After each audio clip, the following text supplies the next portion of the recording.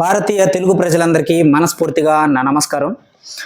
ఈరోజు మనం the power of your subconscious mind అనే పుస్తకం గురించి మనం ఈరోజు మాట్లాడుకోబోతున్నాం. So the power of your subconscious mind. So ఈ పుస్తకంలో మొత్తం 20 చాప్టర్స్ ఉన్నాయి. సో ఆల్రెడీ 4 చాప్టర్స్ మనం చేసాం. కానీ మిగతా 16 చాప్టర్ యొక్క సమ్మరీ పాయింట్స్, ఆ కంటెంట్ చదివిన తర్వాత నాకు అర్థమైంది ఏంటంటే ఈ పుస్తకంలో కంటెంట్ చాలా రిపిటేటివ్గా ఉంది. సో రిపిటేటివ్గా ఉండటం వల్ల 20 ఎపిసోడ్లు చేయడం అంత అవసరం కాదని నాకు అనిపించింది.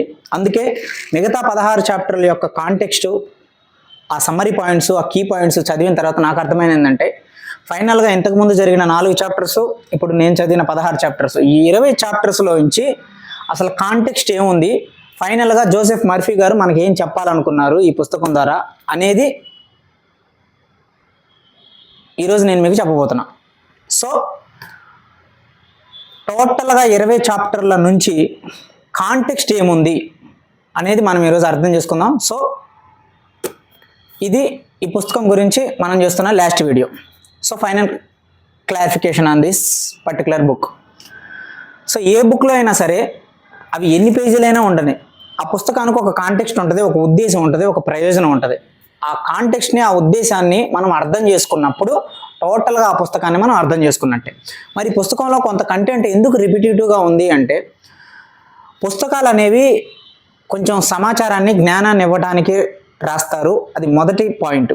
ఏ పుస్తకం రాసినా సరే దాని మొదటి ప్రయోజనం జ్ఞానాన్ని, సమాచారాన్ని చదివే వాళ్ళకి, ఎదుటి వాళ్ళకి అందించాలనేది దాని యొక్క ముఖ్య ఉద్దేశం. అయితే రెండో విషయం, అందులో కొంచెం బిజినెస్ కోణం కూడా ఉంటుంది. బేస్డ్ ఆన్ బిజినెస్ పర్పస్ కూడా పుస్తకంలో కొంచెం కంటెంట్ ఎక్కువ రాయబడుతుంది. ఎందుకంటే కొంచెంగా రాసి సింగిల్గా పాయింట్లు రాస్తే పుస్తకం అనేది సేల్ అవ్వదు మార్కెట్లో. సో మార్కెట్కి, బిజినెస్కి ఒక స్ట్రాటజీ ఉంటుంది అనమాట. ఒక point by point, line by line, ఒక స్ట్రాటజీగా, ఒక అప్లికేషన్ లెవెల్లో ఏదైనా ఒక పుస్తకాన్ని రాస్తారనమాట. సో ఏది ఎలా అయినా సరే ఒక పుస్తకం ఎన్ని పేజీలు ఉన్నా, తక్కువ పేజీలు ఉన్నా, ఎక్కువ పేజీలు ఉన్నా సరే దాని యొక్క కాంటెక్స్ట్ని మనం అర్థం చేసుకోవాలి. సో మొదలు పెడదాం. సో ఈ 20 చాప్టర్స్ యొక్క ఉద్దేశం ఏంటంటే, మెయిన్గా కాంటెక్స్ట్ ఏంటంటే, మెయిన్గా టోటల్గా ఫిల్టర్ చేస్తే నాకు 2 పాయింట్లు కనపడ్డాయి అనమాట. 2 పాయింట్స్ టోటల్గా 20 చాప్టర్స్ నుంచి 2 పాయింట్లు మనం అర్థం చేసుకుంటే ఆ బుక్ మొత్తాన్ని అర్థం చేసుకున్నట్టే. సో ఏంటంటే first thing, mind, subconscious mind. మైండ్నే కాన్షియస్ మైండ్ అంటాము. సో టోటల్గా మనుషులకి కళ్ళు, ముక్కు, చెవి ఎలా అయితే ఉన్నట్టే మైండ్ అనేది కూడా ఒకటి ఉంటుంది. ఆ మైండ్లో 2 భాగాలు ఉంటాయి. ఒకటి వచ్చేసి కాన్షియస్ మైండ్, రెండోది వచ్చేసి సబ్ కాన్షియస్ మైండ్. అయితే కాన్షియస్ మైండ్లో, సబ్ కాన్షియస్ మైండ్లో ఏం జరుగుతుంది, ఆ రెండింటి యొక్క పర్పస్ ఏంటి, అవి 2 ఎందుకు నిర్దేశించబడినాయి అనేది మనం అర్థం చేసుకోవాలి బయాలజీ ప్రకారం. ఇప్పుడు చెవులు వినటానికి, కళ్ళు చూడటానికి, నోరు మాట్లాడటానికి, ముక్కు వాసన చూడటానికి, చేతులు పని చేయటానికి, కాళ్ళు నడవటానికి అని ఎలా అయితే దానికి ఒక ఉద్దేశం నిర్దేశించబడిందో, అలాగే మైండ్కు కూడా కొన్ని పనులు, కొన్ని ప్రయోజనాలు నిర్దేశించబడినాయి యాజ్ పర్ బయాలజీ. అది ఏమిటంటే మైండ్లో 2 భాగాలు ఉంటాయి. ఒకటి వచ్చేసి సబ్ కాన్షియస్ మైండ్, 2 వచ్చేసి mind, nothing but conscious mind. So మైండ్లో, కాన్షియస్ మైండ్లో నువ్వు ఏవైతే ఆలోచనలు చేస్తావో సబ్ కాన్షియస్ మైండ్లో ఆ ఆలోచనల తాలూకు ప్రతిస్పందనలు నీకు తిరిగి వస్తాయి సబ్ కాన్షియస్ మైండ్ నుంచి. సో దీన్ని ఎట్లా అర్థం చేసుకోవాలంటే, కాన్షియస్ మైండ్ అంటే మనం ఆలోచించేది. ఇప్పుడు నేను మాట్లాడుతున్నాను, కాన్షియస్ మైండ్తోనే మాట్లాడుతున్నాను, మీరు వింటున్నారు, అది కాన్షియస్ మైండ్తోనే వింటున్నారు. This is nothing but conscious mind. కానీ మన వాడుక భాషలో కాన్షియస్ మైండ్ అని మనం పిలవం, మైండ్ అంటాం. ఇప్పుడు తెలంగాణ యాసలో నీకు సోయి ఉందారా అంటాం. అదే ఆంధ్రాలో అయితే తెలివి ఉందా, నీకు అసలు మతుందా, బుర్ర పనిచేస్తుందా అంటారు. దాని అర్థం ఏంటి అంటే కాన్షియస్ మైండ్, స్పృహలో ఉన్నావా లేవా నువ్వు అని దాని యొక్క అర్థం. మనకి ఎప్పుడైనా హాస్పిటల్కి వెళ్ళినప్పుడు, ఏదైనా ఆపరేషన్ చేయాలనుకున్నప్పుడు మొత్తం ఇస్తారు. మొత్తం ఇచ్చినప్పుడు కాన్షియస్ అనేది పోతుంది మనకి. అంటే కాన్షియస్ మైండ్ అనేది స్లీప్లోకి వెళ్తుంది, కానీ సబ్ కాన్షియస్ మైండ్ పనిచేస్తుంది. ఓకే, అయితే 2 పాయింట్లు ఏంటంటే టోటల్గా ఈ సినారియోని మనం అర్థం చేసుకోవడానికి ఒకటి ఆలోచన, రెండు ఇమాజినేషన్. ఈ ఆలోచన, ఇమాజినేషన్ అనే ఈ రెండు విషయాలని కరెక్ట్గా మనం అర్థం చేసుకుంటే ఈ mind and sub conscious mind అనే కాంటెక్స్ట్ మనకు అర్థం అవుద్ది. సో ఇప్పుడు ఎలా అర్థం చేసుకోవాలంటే, మన యొక్క మైండ్ అనేది ఒక తోట, ఒక పూల తోటలాగా మన మైండ్ అనేది కనుక మనం ఉదాహరణకి తీసుకుంటే, ఆ పూల తోటలో ఉన్న భూమి, దాన్ని సబ్ కాన్షియస్ మైండ్ అన్నారు. ఏవైతే విత్తనాలు నువ్వు నాటుతావో దాన్ని కాన్షియస్ మైండ్ అన్నారు. అంటే ఈ ఉదాహరణను బట్టి మనం టోటల్ మైండ్ వ్యవస్థను అర్థం చేసుకోవచ్చు. ఆలోచనలు అనేవి విత్తనాలు, మొక్క విత్తనాలు, నువ్వు ఆలోచించే ఆలోచనలు. వాటిని నువ్వు సబ్ కాన్షియస్ మైండ్లో నాటితే ఏ విత్తనాలు అయితే నాటుతావో అవే చెట్టుగా పెరుగుతాయి. సో సబ్ కాన్షియస్ మైండ్ అనేది సాయిల్, భూమి. సో ఆ భూమిలో ఉన్న బలం మొత్తం నువ్వు ఇచ్చిన ఆలోచనకి అది దాని యొక్క ఎనర్జీని ఇస్తుంది. సో ఈ మొత్తం వ్యవస్థని మైండ్ అని అంటారు. ఇది ఫస్ట్ పాయింట్. సో అర్థమైందని అనుకుంటున్నా. ఇప్పుడు మనం ఈ మైండ్ అనే వ్యవస్థ ద్వారా టోటల్గా జోసెఫ్ మర్ఫీ గారు మనకి చెప్తున్నది ఏంటంటే, ఆ 20 చాప్టర్ల సమ్మరీ పాయింట్స్ నేను చదవటం ద్వారా అర్థం చేసుకున్నది మీకు నేను చెప్పడానికి ప్రయత్నిస్తున్నాను. 2 పాయింట్లు, ఒకటి ఆలోచన, 2 ఇమాజినేషన్. ఓకే, ఇప్పుడు ఆలోచనకు వద్దాం. ఆలోచనలు అనేవే మనిషి యొక్క అనారోగ్యానికి కానీ, మనిషి యొక్క ఎదుగుదలకి కానీ, మనిషి యొక్క పతనానికి కానీ ప్రథమ కారణం అని జోసెఫ్ మర్ఫీ గారు చెప్తున్నారు. ఎట్లా? మీరు కాన్షియస్ మైండ్లో మంచి ఆలోచనలు చేశారు. ఎలా? నేను జీవితంలో ఖచ్చితంగా నేను అనుకున్న స్థాయికి ఎదగాలి, దానికోసం ఎంత కష్టమైనా నేను పడతాను, నేను పలానా కొన్ని కోట్ల డబ్బులు సంపాదించాలి, ఒక పెద్ద ఇల్లు కట్టాలి, ఒక పెద్ద కారు కొనాలి అనే ఇలాంటి ఒక ఆలోచనలు మీరు చేసినప్పుడు, ఈ ఆలోచనలన్నీ సబ్ కాన్షియస్ మైండ్కి వెళ్తాయి. సబ్ కాన్షియస్ మైండ్కి వెళ్ళినప్పుడు సబ్ కాన్షియస్ మైండ్ నువ్వు ఎలాంటి ఆలోచనలు అయితే ఇచ్చావో ఆ ఆలోచనలకు తగ్గట్టే అది దాని యొక్క ఎనర్జీని మొత్తాన్ని క్రోడీకరించి నీ ఆలోచనలకు అనుకూలంగా ఉండే ఎనర్జీని నీకు ఇస్తుంది. ఒకటి, నీ ఆలోచనలకు అనుకూలంగా ఉన్న మనుషుల్ని నీకు పరిచయం చేస్తుంది. 2, నీ ఆలోచనలకు అనుకూలంగా ఉన్న పరిస్థితులను నీ చుట్టూ తయారు చేస్తుంది. ఒక్క మంచి ఆలోచన చేయటం వల్ల ఎన్ని లాభాలు ఉన్నాయంటే, ఏదైతే మంచి ఆలోచన నువ్వు చేస్తావో అది ఒక విత్తనం మొక్కలాగా సబ్ కాన్షియస్ మైండ్లో నాటబడుతుంది.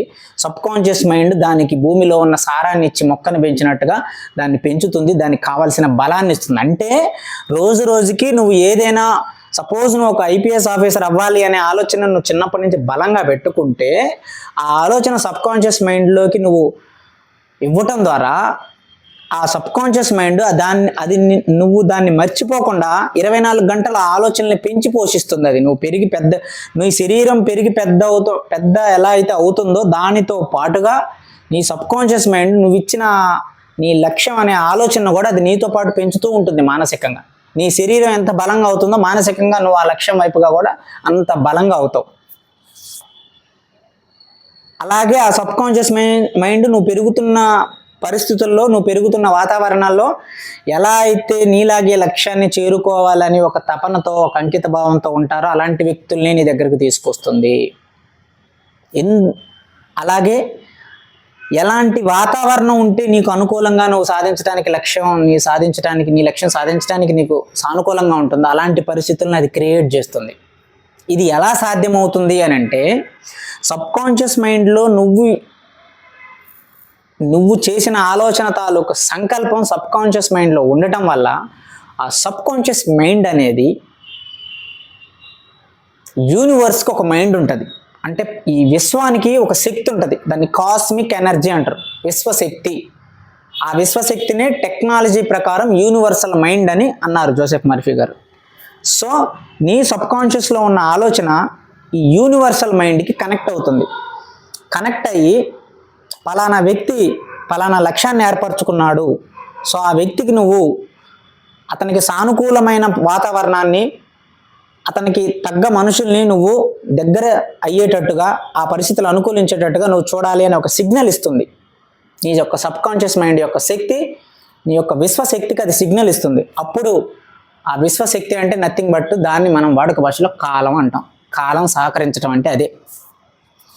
కాలం సహకరించడం అనే పదం అంటే దాని అర్థం అదే. కాలం సహకరించడం అంటే when you are very strong towards your goal and towards your ambition, then automatically all the universe will support you in which any form. in any form అంటే సాధారణంగా కొన్నిసార్లు పరిస్థితులు అనుకూలించట్లేదు అనే భ్రమ మనకు కలుగుతుంది. అనుకూలించట్లేదు అనే భ్రమ మనకు కలుగుతుంది, కానీ అది పరిస్థితులు అనుకూలించకపోవడం కాదు. అక్కడ కూడా అనుకూలించే పరిస్థితులే ఉన్నాయి, కానీ అలాంటి గడ్డు పరిస్థితులు నీకు ఎందుకు అది ఇస్తుంది అంటే నీలో ఉన్న శక్తిని ఇంకా పెంచటానికి, నీలో ఉన్న కోరికని, నీలో ఉన్న అంకిత భావాన్ని ఇంకా అది బలంగా చేయడానికి ఆ అడ్డంకులు ఇస్తుంది. దానివల్ల నీలో మానసిక నైపుణ్యం, నీ యొక్క ధైర్యం పెరగటం కోసం అది నిన్ను తయారు చేస్తుంది. అంటే నీకు వచ్చిన కష్టాలు కూడా నీ లక్ష్యాన్ని సాధించటానికి నీకు ఎదురయ్యే సానుకూల పరిస్థితులే. దాన్ని నువ్వు పైపైన చూస్తే అవి నీకు అడ్డంకుల్లాగా కనిపిస్తాయి, కానీ కాలం నీకు నీ యొక్క బలాన్ని పెంచడానికి అది నీకు ఇస్తున్న ఒక అవకాశం. సో మొదటి విషయం ఏంటి? ఆలోచన. కాన్షియస్ మైండ్కి సబ్ కాన్షియస్ మైండ్కి ఒక వారధి, ఒక బ్రిడ్జ్ ఏంటంటే ఆలోచన. నువ్వు మంచి ఆలోచన చేస్తే సబ్ కాన్షియస్ మైండ్ మంచి రిజల్ట్స్ ఇస్తుంది. నువ్వు ద్వేషాన్ని పెట్టుకొని ఇస్తే సబ్ కాన్షియస్ మైండ్ ఆ ద్వేషపూరితమైన ఆలోచనలు ఉన్న మనుషుల్ని నీకు పరిచయం చేస్తుంది, ఆ ద్వేషపూరితమైన పరిస్థితుల్ని నీకు ఎదురు చేస్తుంది. సపోజ్ నువ్వు జీవితంలో ఒక్కసారి ఏదైనా ఒక చిరాకు వచ్చి, కోపం వచ్చి, ఈ జీవితం అంతా ఇంతే, ఎవడు మంచోడు లేడు, ప్రపంచం అంతా చెడ్డలతో నిండిపోయింది, అంతా పనికిమాలిన కొడుకులు, అందరూ స్వార్థం, పలానా కులం వాళ్ళు ఇలాగే ఉంటారు, పలానా మతం వాళ్ళు ఇలాగే ఉంటారు అని ఒకసారి నువ్వు జనరలైజ్ థాట్ చేసి ఒకసారి ఆలోచించు. అలాంటి సిచ్యువేషన్స్ ఉన్న పరిస్థితులే నీకు ఎదురైతాయి, అలాంటి వ్యక్తులే నీకు గెలుస్తారు. So that is the power of sub conscious mind అని జోసెఫ్ మర్ఫీ గారు చెప్తున్నారు. సో అది మొదటి విషయం, ఆలోచన. 2, ఇమాజినేషన్. ఆలోచన కంటే కూడా మంచి ఆలోచనలు చేసి మన మైండ్లో ఆ ఆలోచనలు సబ్ కాన్షియస్ మైండ్కి వెళ్ళి సబ్ కాన్షియస్ మైండ్ మనకి దాన్ని సాధించడానికి కావలసిన శక్తిని ఇస్తుంది అనేది మొదటి ఫార్ములా. ఇంకా దీనికన్నా పవర్ఫుల్ శక్తివంతమైన ఫార్ములా ఏదైనా ఉంది అంటే సెకండ్ది వచ్చేసి ఇమాజినేషన్ అన్నారు. అంటే నువ్వు ఒక సివిల్ ఇంజనీరో, ఒక IAS కలెక్టర్ అవ్వాలి అనుకొని నువ్వు ఆలోచనని సంకల్పం చేసినప్పుడు నీకు దానికి కావలసిన సానుకూలమైన వాతావరణం ఎలాగైతే నీకు సహకరిస్తుందో నీ యొక్క సబ్ కాన్షియస్ మైండ్, దానికి ఇంకొంచెం ఇంకా శక్తివంతంగా నువ్వు దాన్ని సాధించాలి అంటే ఇమాజినేషన్ చేయాలి అంటున్నాడు. ఇమాజినేషన్ అంటే నువ్వు కలెక్టర్ అవ్వాలనుకున్నప్పుడు నిజంగానే నువ్వు ఒకరోజు కలెక్టర్ అయినట్టుగా ఊహించుకొని, కలెక్టర్ అయినప్పుడు నువ్వు డ్రెస్ ఎలా వేసుకోవాలి, నీ డ్రెస్ కోడ్ ఎలా ఉండాలి, నువ్వు ఎలా నడుస్తావు, ఎలాంటి కారులో దిగుతావు, ప్రజలతో ఎలా మాట్లాడతావు, కుర్చీలో ఎలా కూర్చుంటావు, నీ ఫ్యామిలీ మెంబర్స్, నీ చుట్టూ ఉన్న జనాలు, సమాజం నిన్ను అభినందిస్తున్నప్పుడు నీ యొక్క ముఖ కవలికలు, నీ యొక్క భాష, నీ యొక్క ఔదార్యం ఎట్లా కనిపించాలి అని నువ్వు క్లియర్ కట్గా ఇమాజినేషన్ చేసావంటే అది మొత్తం ఒక బ్లూ ప్రింట్, ఒక పిక్చర్ లాగా నీ కాన్షియస్ మైండ్ నుంచి నీ సబ్ కాన్షియస్ మైండ్లో ఉండిపోతుంది. అంటే ఇంతకుముందు నువ్వు ఆలోచనలు పంపించావు సబ్ కాన్షియస్ మైండ్కి, ఇప్పుడు చిత్రాలను పంపిస్తున్నావు. చిత్రాలు nothing but blue print are imagination, ఒక ఊహ ఆలోచన 2 వేరు. ఆలోచన అనేది కొంతవరకు మాత్రమే, నేను అవ్వాలనుకుంటున్నాను, అది కేవలం సాహిత్య రూపం. ఊహ అనేది దానికి చిత్ర రూపం కూడా గీసావు నువ్వు. ఒక బొమ్మకి రెండు చెవులు ఉన్నాయి, ఒక ముక్కు ఉంది, 2 కాళ్ళు ఉన్నాయని చెప్పడం అది కేవలం నువ్వు రూపం ఇవ్వాల, పదరూపం ఇచ్చావు. దానికి చిత్రరూపం కూడా ఇవ్వాలంటే గీసినప్పుడు దానికి చిత్రరూపం వస్తుంది. That is nothing but imagination. నువ్వు ఒక ఇంజనీర్ అవ్వాలనుకున్నావు, ఒక సివిల్ ఇంజనీర్ అవ్వాలనుకో. సివిల్ ఇంజనీర్ అయిన తర్వాత నువ్వు దేశానికి కావాల్సిన పెద్ద పెద్ద బ్రిడ్జెస్ ఎట్లా కట్టాలి, ఆ కట్టేటప్పుడు నువ్వు నీ యొక్క సైట్కి ఎట్లా విజిట్ చేస్తున్నావు. అలాగే నువ్వు ఒక ఫిల్మ్ యాక్టర్ అవ్వాలనుకో. ఫిల్మ్ యాక్టర్ అయినప్పుడు నీ సినిమా ముందుగానే సినిమా హాల్లో రిలీజ్ అయింది, నిన్ను చూసి ఆడియన్స్ అందరూ చాలా గట్టిగా అరుస్తున్నారు, నువ్వు ఒక స్టార్ అయిపోయావు. ఎటు చూసినా నీ కటౌట్స్, నీ ఫ్లెక్సీలు, జనాలు నీకు పాలాభిషేకం చేస్తున్నారు. అవన్నీ నువ్వు ఊహించుకున్నప్పుడు, ముందుగానే జరిగినట్టుగా ఊహించుకుంటే ఆ పిక్చర్ మొత్తం, ఆ చిత్రం మొత్తం సబ్ కాన్షియస్ మైండ్కి వెళ్ళి ఆ సబ్ కాన్షియస్ మైండ్ ఆలోచన రీతిలో, పాజిటివ్ సానుకూల ఆలోచనల రీతిలో అది ఎలా అయితే దానికి కావాల్సిన ఆలోచనల్ని, దానికి కావాల్సిన శక్తిని ఇస్తుందో, నువ్వు ఈ యొక్క ఇమాజినేషన్ పంపినప్పుడు కూడా సబ్ కాన్షియస్ మైండ్ అంతే పవర్ఫుల్గా పనిచేస్తుందని చెప్తున్నాడు. అది అందుకే చెడు పలకకు, చెడు చూడకు, చెడు ఆలోచించుకో అని చెప్తున్నాను. ఎందుకంటే చెడును నువ్వు ఊహిస్తే చెడు మీద కొంతవరకు అవగాహన ఉండటం వేరు. ఇప్పుడు ఏదన్నా రిస్క్, ఇప్పుడు లాంగ్ జర్నీ వెళ్తున్నప్పుడు ఒక టైర్ స్పేర్ పెట్టుకుంటాం, అది చెడును ఊహిస్తున్నట్టు కాదు, జరిగితే ముందు జాగ్రత్త వేరు. కానీ నిరంతరం దాంతో అవుతుందేమో టైర్ పంచర్ అవుతుందేమో అని భయపడటం, దాన్ని చెడును ఊహించటం అన్నమాట. అలా చెడుని, ఏదన్నా చెడు జరుగుతుందేమో నిరంతరం ఊహిస్తే నిజంగా అది జరిగే ప్రమాదం ఉంటుంది అంటున్నాడు. ఇవి రెండు. సో ఆలోచన, imagination. Okay, so total conclusion ఏంటంటే, థర్డ్ పాయింట్, దేవుడు మనిషికి ఇచ్చిన ఒకే ఒక్క గొప్ప వరం ఏంటంటే choosing. If you have good and bad in front of you, you have a choice to choose among them. అలాంటప్పుడు నువ్వు మంచినే చూస్ చేసుకునే శక్తి నీకుంది. సృష్టిలో ఏ జంతువుకైనా ఉందో లేదో తెలియదు, కానీ మనిషికి మంచి చెడు రెండిట్లో మంచినే చూస్ చేసుకునే చాయిస్, అవకాశం మనిషికి ఉంది. కాబట్టి you can always choose the good from anything. ఒక మనిషిలో 80% మంచి ఉంటుంది, 20% చెడు ఉంటుంది. మంచిని తీసుకుందాం. సమాజంలో 80% మంచి వాళ్ళు ఉంటారు, 20% చెడ్డ వాళ్ళు ఉంటారు. 80% మంచి వాళ్ళని తీసుకుందాం. ఆఖరికి మనం తినే కూరలో కూడా కొంచెం పనికిరాని ఉంటాయి, పక్కన పెడతాం, మంచి వాటిని తింటాం. అలాగే మనలో కూడా 20% లోపాలు ఉంటాయి, 80% పాజిటివ్ ఉంటాయి. మన వీక్నెస్ మీద మనం ఫోకస్ పెట్టామంటే మనం ఇంకా వీక్ అయిపోతాం. మన స్ట్రెంగ్త్ మీద మనం ఫోకస్ పెడితే మనం ఇంకా బలంగా తయారవుతాం. ఇప్పుడు నేనున్నా, నల్లగా ఉన్నా, నేను ఎంత ప్రయత్నించినా నేను మహేష్ బాబు అంత తెల్లగా కాలేను. నల్లగా ఉంటాం నా లోపమా అని నేను అనుకోని కనుక 24 గంటలు నేను నల్లగా ఉన్నాను, నేను ఎట్లయిపోయాను, నేను ఇంకొంచెం అందంగా ఉంటే బాగుండేది అనుకుంటే జరగదు.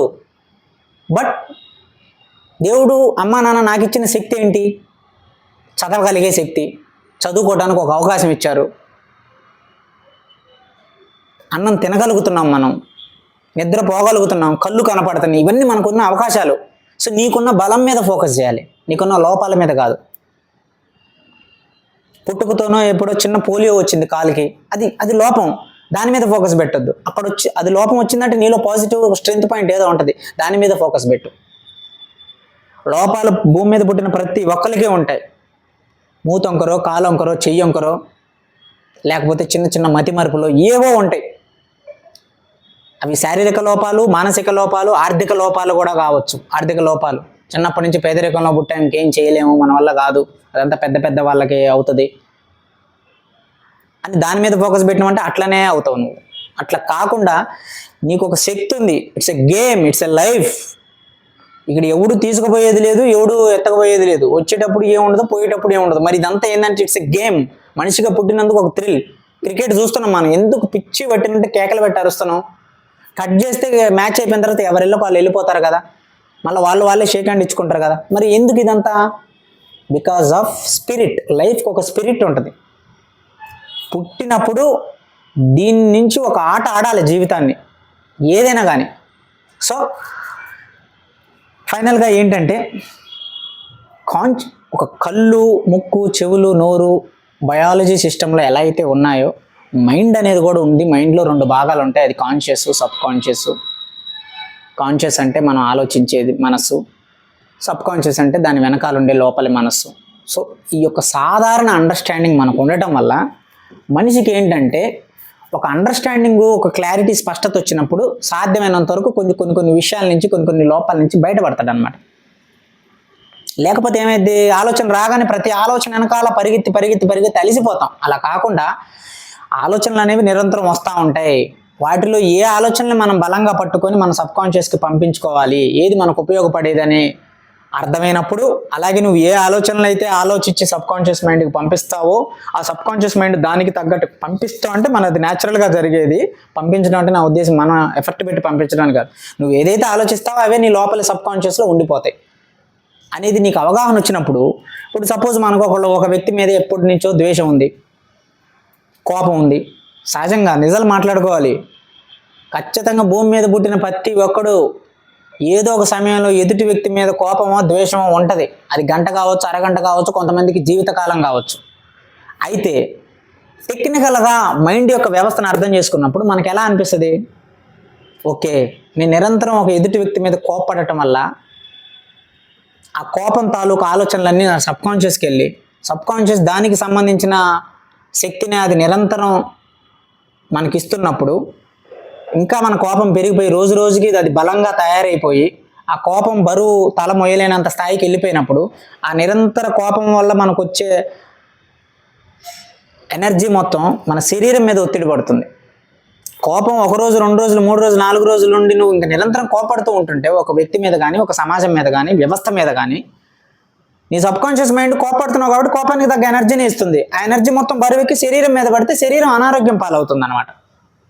అలా కాకుండా ఆనందాన్ని, సంతోషాన్ని ఇచ్చినప్పుడు ఆ ఆనందాన్ని, సంతోషకరమైన శక్తిని సబ్కాన్షియస్ మైండ్ ఇచ్చినప్పుడు అది శరీరం మీద ఒక పాజిటివ్ ఎనర్జీని ఇస్తుంది. అప్పుడు శరీరంలో ఉన్న ప్రతి అవయవం మంచిగా పనిచేస్తుంది. అంటే ఏదైతే శరీరానికి చెడు చేస్తుందో అది నెగిటివ్ ఆలోచన, ఏదైతే శరీరానికి శక్తినిచ్చి సాధించడానికి ఒక గెలవటానికి కావలసిన ఒక బలాన్ని ఇస్తుందో అది పాజిటివ్ ఆలోచన. దాన్నే సానుకూలం, ప్రతికూలం అన్నారు.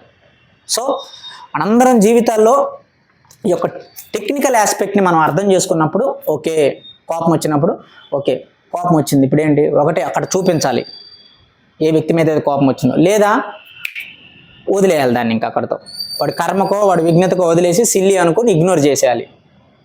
లేదు ఇంకా నిరంతరం అలాగే వస్తుంది అనుకో కోపం, అప్పుడు మనకి ఇలాంటి ఒక అవగాహన ఉన్నప్పుడు, ఓకే ఇది నేను కోపపడటం వల్ల చివరికి కోపం వల్ల వచ్చే ఎనర్జీ, ఆ ఎనర్జీ నా శరీరం మీద పడితే అది ఒక నెగిటివ్ టాక్సిన్స్ రిలీజ్ చేసి నాకే ఎఫెక్ట్ అవుతుంది కదా అనే ఒక టెక్నికల్ అవగాహన నీకు ఉన్నప్పుడు ఆటోమేటిక్గా నువ్వు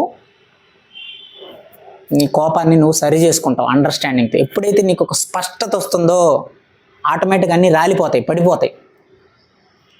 అది ఎవడో వెళ్తా ఎవడో లారీకి ఆపోజిట్కి వెళ్ళాడు కాడ తెలుసు వాడికి లారీ గుద్దితే ఏమవుద్దో. కానీ కుక్కకి ఎదురు వెళ్తారు చాలామంది. ఎందుకు? కుక్క పిల్ల ఏం చేయదని అందరికీ తెలుసు, కానీ లారీకి ఎందుకు ఎదురెళ్ళరు? అది స్పష్టత, మైండ్కి స్పష్టత ఉంది. అలాగే నీ మైండ్కి కూడా నువ్వు స్పష్టతనిస్తే ఈ నెగిటివ్ ఎమోషన్స్ పెట్టుకుంటే అది మనకే ఎఫెక్ట్ అవుద్ది అనే స్పష్టత నీకు వచ్చినప్పుడు నెగిటివ్ ఆలోచనలు రావని కాదు, వస్తాయి. అవి వచ్చినప్పుడు అది మనకే ఎఫెక్ట్ అవుద్ది అనే స్పష్టత ఉన్నప్పుడు దాన్ని సాధ్యమైనంత వరకు తగ్గిస్తావు, లేకపోతే ఇగ్నోర్ చేస్తావు. Then there is no problem. వచ్చి వెళ్ళిపోతే ప్రాబ్లం లేదు, నిలిచిపోయినప్పుడు అది ఎఫెక్ట్ అవుతుంది బాడీకి. లేదా నెగిటివ్ ఎమోషన్స్ వచ్చినప్పుడు, కోపాలు వచ్చినప్పుడు అది ఎవరి మీద చూపించాలనుకుంటున్నావు ఆ సమయం వచ్చినప్పుడు అక్కడ చూపెట్టాలా, లేదంటే దాన్ని ఇగ్నోర్ చేయాలి అనే లాజిక్ కూడా నీకు ఈ స్పష్టత ద్వారా అర్థమవుద్ది. సో జోసెఫ్ మర్ఫీ గారు ఫైనల్గా ఏం చెప్తున్నారంటే, మానవ జీవితంలో దేవుడు మనకిచ్చిన ఒకే ఒక గొప్ప వరం ఎంచుకోవటం. You have a power to choose. You have a power to choose among the good and bad. So good or bad. So మంచినే ఎంచుకొని, మంచినే తీసుకొని మీ జీవితంలో మీరు అనుకున్న లక్ష్యాల వైపు వెళ్ళాలని, మీ కుటుంబానికి, మీ జీవితాలకి మీరెప్పుడు ఒక అండగా నిలబడి దేశానికి కూడా సాధ్యమైనంత సహకారం అందించి భారతదేశంలో పుట్టినందుకు గర్వించగల స్థాయికి అందరూ వెళ్ళాలని మనస్ఫూర్తిగా కోరుకుంటూ, మంచిని ఎంచుకోండి, మంచి మార్గాల వైపు వెళ్ళండి, మీ లక్ష్యాన్ని సాధించాలని కోరుకుంటున్నాను. నేను రాకింగ్ రవి.